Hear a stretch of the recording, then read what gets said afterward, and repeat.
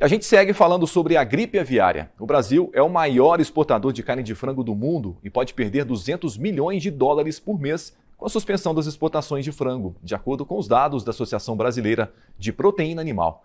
Mas afinal, existe vacina para conter o avanço da influenza aviária? Essa pergunta vai direto para o nosso convidado de hoje. Ele é médico veterinário, mestre em ciências animais. Aqui conosco, José Renato Branco. Bom dia, seja bem-vindo. Bom dia, Bruno. Bom dia, todo mundo. Bruno, vacina tem. O mercado mundial está abastecido, tem bastante vacina de influenza. O fato é que a gente não usa isso como estratégia inicial.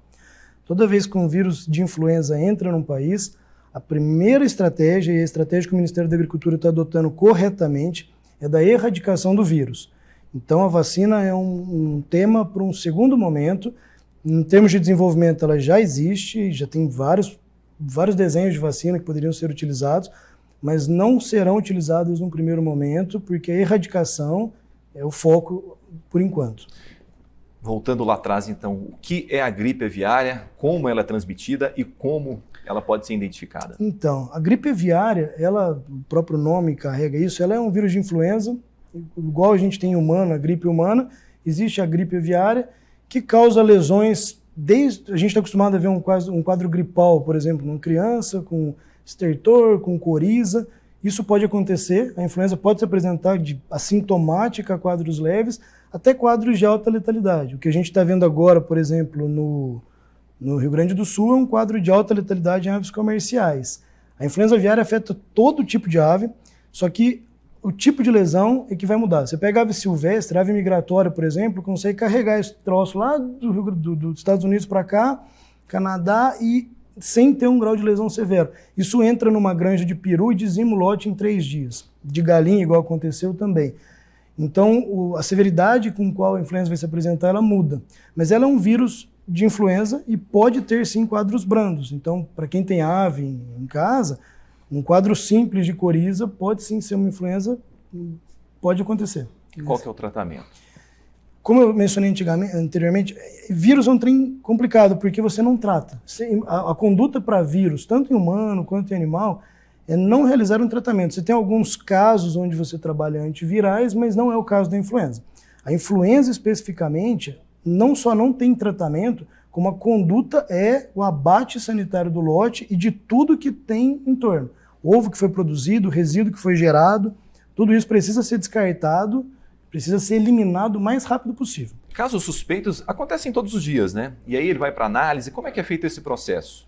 Então, isso é importante. A notificação, todo dia você tem suspeito. O que te leva a uma suspeita de influenza aviária? Igual eu disse, ela pode se apresentar de forma branda, mas é muito difícil para alguém que está com uma galinha falar que ele está com um quadro de influenza ou de bronquite se o quadro for brando. Pode ser um quadro leve respiratório. Então, normalmente, a gente fica muito de olho em cima de quadros agudos, que é a apresentação da influenza no pior forma. Então, mortalidade acima de 10% do lote, apatia generalizada, um quadro muito, muito agudo de doença respiratória, é importante que haja notificação imediata. E por quê, Bruno? Todos os órgãos estaduais e órgãos federais que estão vinculados a esse contingenciamento, a esse controle, eles só vão ter uma iniciativa a partir do setor privado. Então, o primeiro start é o produtor, o veterinário da granja, ele precisa notificar isso muito rápido para que... Não vire um surto. Para que não vire um surto, para que haja um controle rápido do problema. Então, é imprescindível que isso seja feito no primeiro... Começou a ter mortalidade mais alta, notifica. Começou a ter observar fora do padrão, avisa. Aqui em Minas, por exemplo, o órgão responsável é o INMA, né? Instituto Mineiro de Agropecuária. Exato. A gente tem, para produtores, por exemplo, uma empresa grande, ela tem um vínculo direto com o Ministério da Agricultura por conta de auditoria. Então, você tem uma relação com o fiscal que você pode avisá-lo. Quando você não tem isso, você está lá e conhece o pessoal do INMA, avisa o INMA, avisa alguém. Esse é o ponto inicial. Levanta a mão e, tem coisa que estranha. Isso é importante para desencadear a cadeia de ações. E quais são as medidas de biossegurança que geralmente são adotadas pelas empresas, né, pelas grandes comerciais? Esse é um tema interessante, porque assim, biossegurança, gente, o Brasil é o país, isso é importante deixar claro, ninguém faz o controle sanitário na avicultura igual o Brasil. Não existe. A maior biossegurança do planeta está aqui dentro. Então a gente já faz um excelente trabalho por outras razões, não só por influenza. Aconteceu de entrar agora na granja, então vai ter esse plano de controle. O que eu vejo? Eu vejo que, por mais que a gente tenha feito muito bem feito esse trabalho, a gente segurou durante 2 anos uma influenza que chegou em 23 e foi aparecer em granja de ave doméstica agora, né? Ela ficou circulando em ave silvestre. É bem possível que a pressão de infecção no ambiente selvagem está mais alta, então as aves silvestres estão mais aves contaminadas, às vezes sem quadros clínicos agudos. Então, assim, a gente já tem, por exemplo, a IN 56, que é uma normativa para a estrutura das granjas. Só que nesse momento a gente tem que abrir o olho para uma tela que está um pouco mais aberta, porque um passarinho que está contaminado e entrar ali para comer a ração da granja, um rapaz que entra todo dia para trabalhar e tem que vestir EPI, tem que paramentar, pisa na secreção que está carregando o vírus de influenza e leva para dentro. Então a gente precisa reforçar uma coisa que a gente já faz muito bem, mas é fato, ela entrou em uma granja, é bom a gente abrir os olhos e reforçar banho, trânsito de caminhão, telamento de granja, tudo isso que pode vir a ser um catalisador do problema, é interessante que a gente aprimore ainda mais. O que a gente já faz bem, tá, Bruno? Que fique claro. A gente corre o risco de ter uma pandemia? É pouquíssimo provável. Em biologia, é muito difícil você ser categórico e falar nunca vai acontecer, mas nesse momento eu te falo que não deve acontecer. Eu vou dar um exemplo. A influenza aviária, ela apareceu em 1997 em humano. Ela já circula, deve ter mais de um século em ave silvestre, mas em 1997 esse troço entrou lá em Hong Kong, então o rapaz se contaminou. Naquela época, acho que 18 pessoas se contaminaram e teve uma letalidade altíssima. Só que foi contato direto com ave e isso não se sustentou. De lá para cá são 30 anos quase e não tem nenhum caso de transmissão comprovado entre mamífero e mamífero, porque o vírus não consegue se sustentar nesse novo organismo.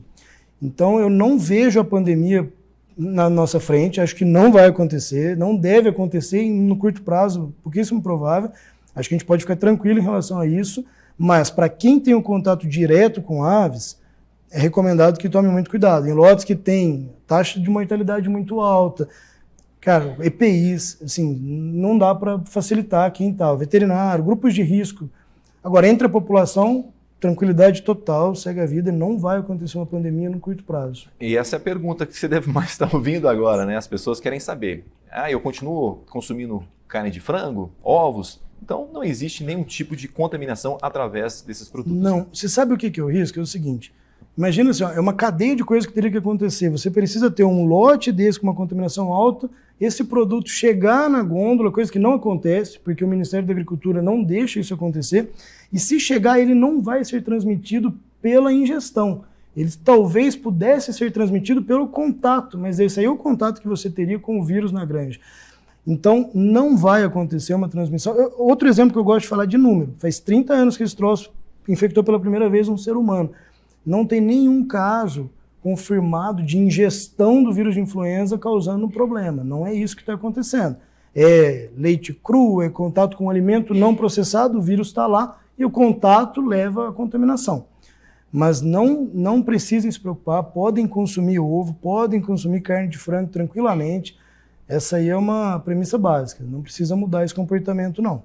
Ótimo, recebendo então hoje o médico veterinário especialista em avicultura José Renato Branco.